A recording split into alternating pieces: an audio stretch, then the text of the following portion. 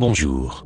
L'une des théories du complot, les plus extraordinaires à ce jour, suggérée par de nombreuses personnes qui cherchent la vérité au sujet des extraterrestres, affirme qu'il existerait un complexe militaire souterrain, avec 7 niveaux, sous le mont Arculeta, à la frontière entre le Colorado et le Nouveau-Mexique, près de la ville de Dulce.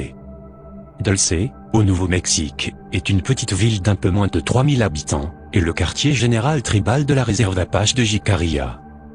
Cette étrange rumeur tourne autour des affirmations selon lesquelles le personnel militaire américain et des extraterrestres coopèrent ensemble dans cette base souterraine secrète, où le gouvernement recevrait une technologie avancée extraterrestre, en échange de l'autorisation d'enlever des humains, et de faire des expérimentations sur eux. Peu de temps avant sa mort suspecte en 1996, Phil Schneider avait déclaré en public qu'il faisait partie du personnel qualifié, qui avait été embauché pour compléter cette base souterraine, en forant des tunnels gigantesques.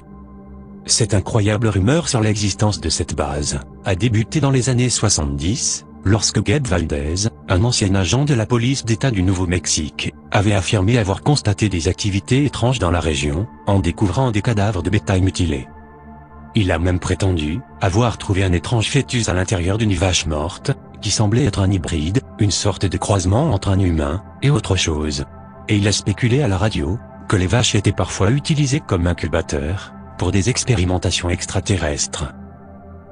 Décédé en 2003, le chercheur ufologue Paul Bennewitz, titulaire d'un doctorat en physique, effectuait dans les années 70 des recherches sur les programmes classifiés du gouvernement, à la base aérienne de Kirtland, située à proximité d'Albuquerque, au Nouveau-Mexique. Il aurait détecté des signaux électroniques près de Dulce, et a théorisé qu'ils venaient d'une mystérieuse base souterraine, avant de suggérer la théorie de la base de Dulce, en 1982.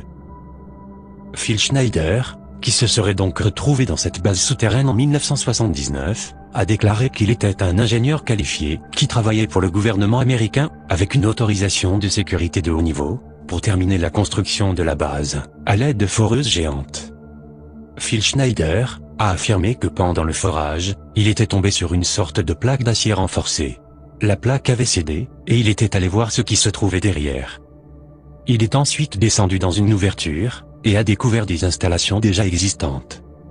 À sa grande surprise, il s'est ensuite retrouvé face à des extraterrestres gris.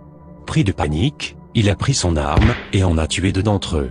En représailles, les gris ont riposté, en lui envoyant une sorte de rayon laser, qui l'a sévèrement blessé au thorax, et lui a arraché plusieurs doigts.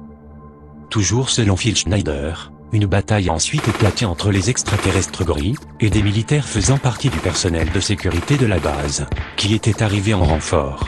Phil Schneider aurait miraculeusement survécu grâce à l'intervention d'un soldat de la Delta Force, qui s'est sacrifié en le poussant dans une nacelle pour qu'il puisse remonter. Parmi les humains, 57 personnes auraient péri lors de cet affrontement, et il n'y aurait eu que 3 survivants, dont Phil Schneider.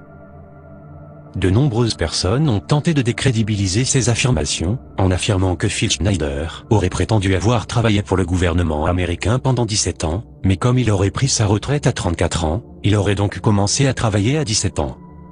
Et une autre personne qui prétend l'avoir connu, s'est également présentée, en affirmant que Phil Schneider lui aurait dit qu'il avait perdu ses doigts en travaillant dans l'état de l'Oregon, en tant que poseur de rails. L'unique autre témoin présumé s'appelait Thomas Costello, un agent de sécurité présumé de la base. Avant cette bataille, il a déclaré avoir constaté que des personnes avaient disparu dans sa localité, et qu'elles avaient été enlevées pour des expérimentations secrètes.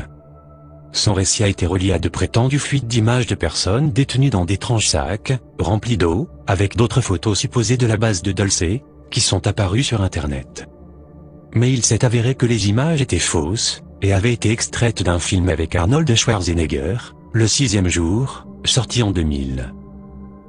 Un article sur le site theblackvault.com, qui a dénoncé les images comme étant un canular, a affirmé que de multiples sources en ligne, et des messages viraux, ont fait circuler ces fausses photographies, en prétendant qu'elles avaient été divulguées par Costello.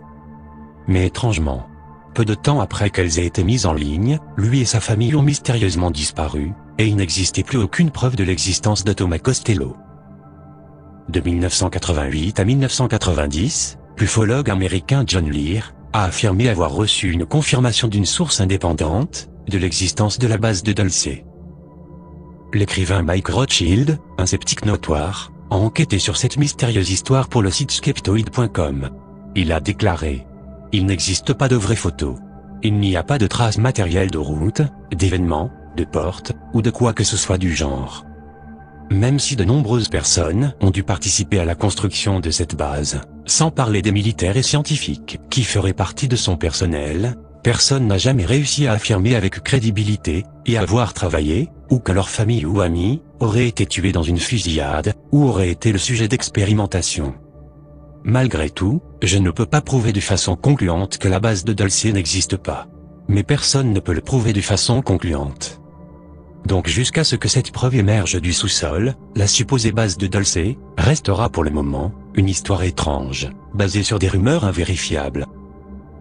Le politologue Michael Barkun a déclaré que les installations de missiles souterrains de la guerre froide, qui ont été déterrées dans la région, ont donné une plausibilité superficielle au mythe de la base de Dulce. Il a également déclaré que les affirmations au sujet des expériences sur les personnes qui auraient été enlevées, et la fusillade entre des militaires et des extraterrestres, plaçaient la légende de Dulce bien en dehors des autres rumeurs les plus farfelues sur l'existence de bases souterraines secrètes. Malgré cela, cet endroit mystérieux reste selon les habitants de la région un foyer d'activité d'OVNI, ce qui pourrait bien maintenir la légende de Dulce en vie, encore pour longtemps. Alors, toutes ces rumeurs sont-elles seulement basées sur des affirmations sans fondement? Ou bien existe-t-il réellement des bases secrètes souterraines qui cacheraient des extraterrestres, ainsi que les preuves de l'existence des ovnis? S'agirait-il de l'incroyable vérité que le gouvernement américain cache au public par tous les moyens, par de la désinformation, du contrôle mental, ou en menaçant d'assassiner toute personne qui en sait trop, et refuse de se taire? Pour ma part, j'ai l'intime conviction que Phil Schneider disait la vérité, et que ses blessures sont là pour en témoigner.